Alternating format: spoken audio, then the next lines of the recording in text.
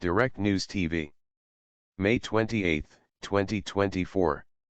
Climate crisis threatens 41 million across Caribbean and Latin America, UN. Tens of millions of people living in coastal areas of the Caribbean and Latin America face life-threatening weather events made worse by the climate crisis, the United Nations said in a new report. The UN Population Fund, UNFPA, report on Tuesday found that 41 million people, about 6% of the population across the region, are exposed to threatening storms and flooding. Nearly 1,450 hospitals vital to maternal health and family planning across the region also are located in low-elevation coastal areas that are more prone to natural hazards, the UNFPA said. More than 80% of the hospitals in Aruba and Cayman Islands, Suriname, Bahamas, and Guyana are in such areas, the report found. Climate change impacts women and girls the hardest and exacerbates existing inequalities, Dr. Natalia Kanem, the UNFPA's executive director, said in a statement. Millions of poor and vulnerable women and girls, who are the least responsible for the climate crisis, pay a heavy price when climate-related disasters strike and disrupt essential health and protection services as well as livelihoods.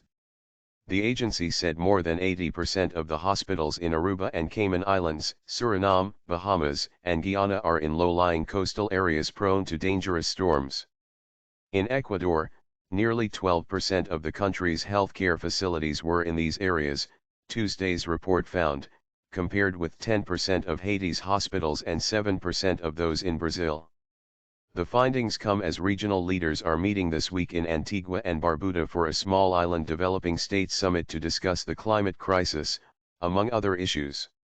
Small island states across the Pacific, Atlantic, and Caribbean, with negligible emissions, are particularly vulnerable to economic crises and rising temperatures due to their exposure to natural disasters, high debt, and reliance on imports and tourism.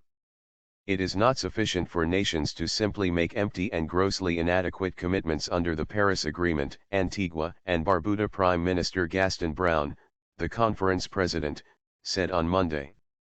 Under the 2015 Paris Agreement, countries agreed to limit emissions and prevent temperatures rising more than 1.5 degrees Celsius, 2.7 degrees Fahrenheit, above pre-industrial levels. Brown also urged rich nations to honor a pledge to send $100 billion a year to poorer countries to help reduce emissions and mitigate extreme weather.